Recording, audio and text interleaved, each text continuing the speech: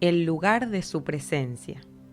David no solo amaba a Dios, también amaba la casa de Dios. No voy a pegar los ojos ni un momento hasta que no encuentre un lugar para el Señor, para el templo del Todopoderoso Dios de Jacob. Salmo 132, 4 y 5.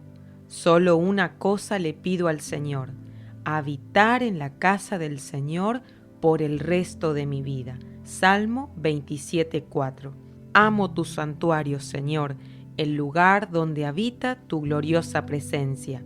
Salmo 26, 8. Deseo con toda el alma estar en los patios de tu templo. Me muero por llegar a ellos. Salmo 84, 2. Qué felices son los que viven en tu templo. Qué felices son los que desean venir hasta tu templo. Salmo 84, 4 y 5. Prefiero pasar un día en tu templo que estar 1000 días lejos de él. Prefiero dedicarme a barrer tu templo que convivir con los malvados. Salmo 84, 10. Qué alegría cuando me dicen: vamos al templo del Señor. Salmo 122, 1. No hay dudas de que David amaba el lugar de la presencia de Dios. Hoy ese lugar es la iglesia. Por lo tanto, también nosotros deberíamos darle un espacio importante en nuestra vida. La iglesia debería ser un lugar en el que quisiéramos estar, no un lugar donde estemos obligados a estar. Algunos van, pero con la cara larga, a la fuerza, por costumbre u obligación. Deberíamos ir con grandes expectativas y una enorme alegría. Piénsalo de esta manera: tendremos una cita con el Dios del universo. Entonces, preparémonos para ese encuentro. Lleguemos algunos minutos antes del inicio del culto y entreguémosles las cargas al Señor para adorarle con libertad. Al igual que David, los que aman su iglesia conquistan el corazón de Dios. Las personas que dicen: no necesito una iglesia para amar y servir a Dios, suelen tener problemas de sujeción y no quieren rendir cuentas. Salvo honrosas excepciones, la gente que se va de la iglesia lo hace por rebeldía. Lo que pocos advierten es que permanecerán en la nueva iglesia hasta que se les exija un poquito. En cuanto no puedan hacer lo que ellos quieren, se van a otra. La iglesia no es creación humana, sino divina. Jesús dijo: sobre esta roca edificaré mi iglesia.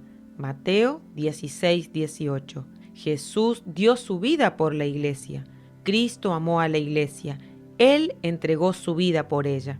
Efesios 5, 25. Es más, la Biblia nos manda a amar la iglesia.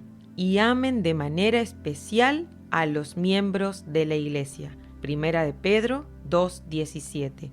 Si a Dios le costó su Hijo y a su Hijo le costó la vida, ¿por qué subestimamos el valor de la iglesia? Fuimos llamados no solo a creer, sino a pertenecer. La fe en Cristo nos hace parte de su iglesia. El bautismo es señal visible de ese suceso. Para Jesús, el bautismo es tan relevante como la evangelización. Mateo 28, 19 y 20. Tú debes integrarte a una iglesia local y amarla. Dios se manifiesta a través de su iglesia. Mateo 18, 20. Y en medio de sus alabanzas. Salmo 22, 3. Por eso debes llegar a tiempo a los cultos. Una sola persona que llegue tarde puede impedir que Dios se manifieste. Existe una regla en protocolo: la persona más importante es la última en llegar. Sería un acto de pura irreverencia llegar al culto después que Dios. Por un acto de irreverencia, Usa perdió la vida. Además, la irreverencia de un solo hombre impidió que David restaurara la presencia de Dios a todo Israel. Por el bien de todos, sé puntual y exige puntualidad. Dios nos planta en una iglesia, Efesios 1:5.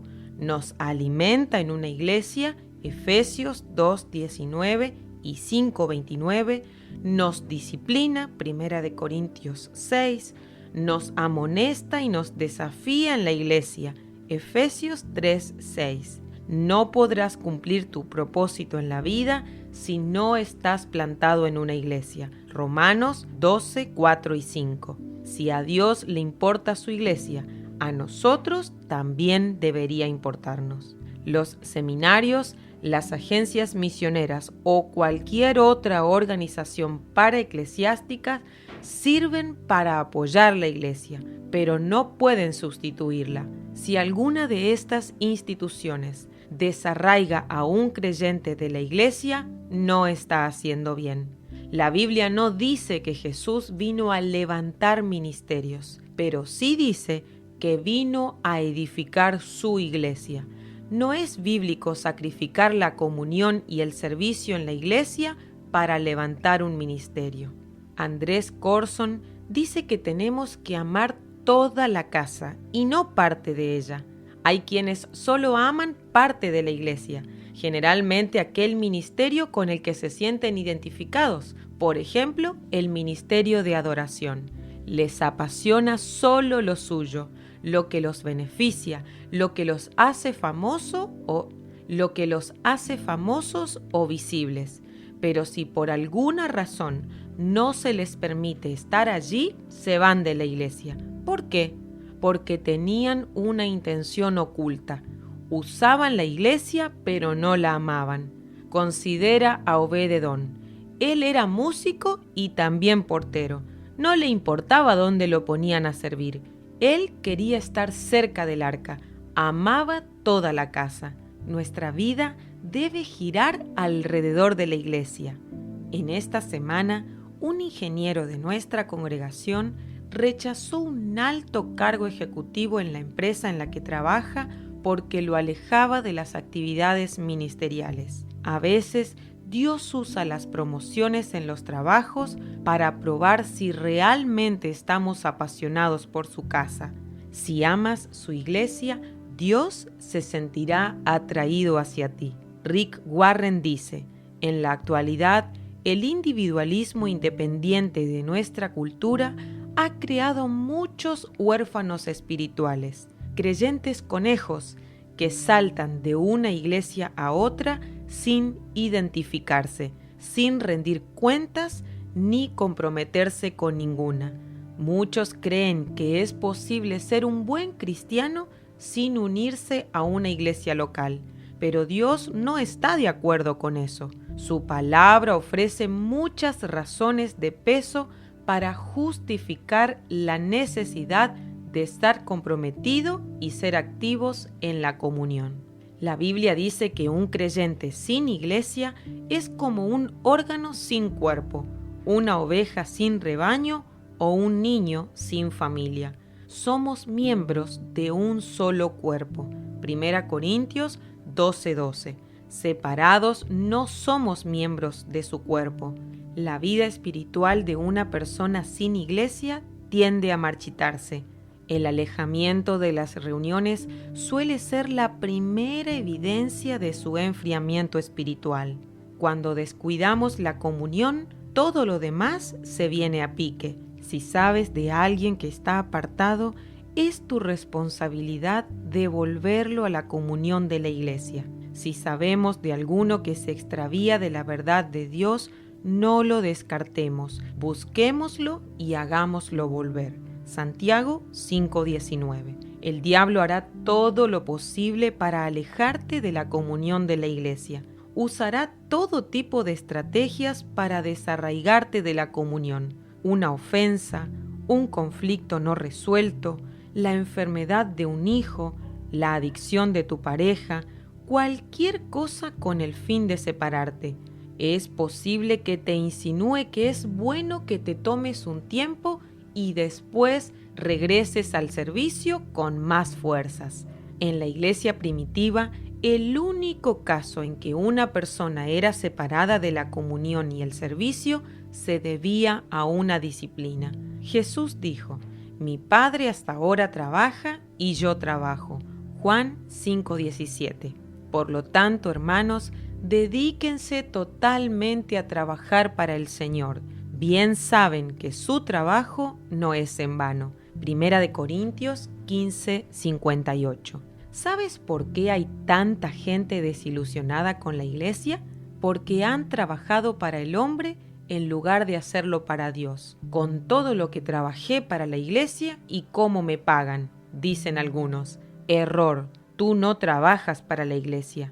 Tú sirves a Dios trabajando en la iglesia. El niño Samuel servía al Señor ayudando a Elí. Primer libro de Samuel 3:1. Observa la iglesia en la que Samuel servía. El líder principal era débil y sus hijos inmorales y ladrones de las ofrendas de la gente. No sugiero que te quedes en un lugar así, pero si tú sirves a Dios, Dios se ocupará de las cosas que están mal. Habrá creyentes que te defraudarán y te decepcionarán, pero eso no es motivo para que tú dejes de servir a Dios y amar la iglesia. Si a la primera señal de decepción tú te divorcias de la iglesia, lo que haces es mostrar signos de inmadurez. No tengas expectativas irrealistas. Si esperas encontrar la iglesia perfecta para servir, nunca servirás. Admite y acepta que la iglesia es una comunidad de personas perdonadas, pero no perfectas. Siempre será más fácil adoptar la actitud que tuvo Mical, eludiendo el compromiso y alejándose de la comunidad para disparar dardos de críticas contra aquellos que están haciendo la obra del Señor. No lo hagas. Otro beneficio importante de estar congregados es que tenemos protección espiritual. Obedezcan a sus líderes porque ellos cuidan de ustedes sin descanso y saben que son responsables ante Dios de lo que a ustedes les pase. Traten de no causar problemas para que el trabajo que ellos hacen sea agradable y ustedes puedan servirles de ayuda. Hebreos 13:17. ¿Por qué crees que el diablo está tan empeñado en hacer que la gente no se congregue? Satanás se alegra con creyentes desarraigados, desconectados de la energía del cuerpo, aislados de la familia de Dios, sin compromiso y sin responsabilidades. Sabe que así estarían indefensos y sin fuerzas sobrenaturales. Por lo tanto, congrégate, sirve a Dios con pasión y ama su iglesia.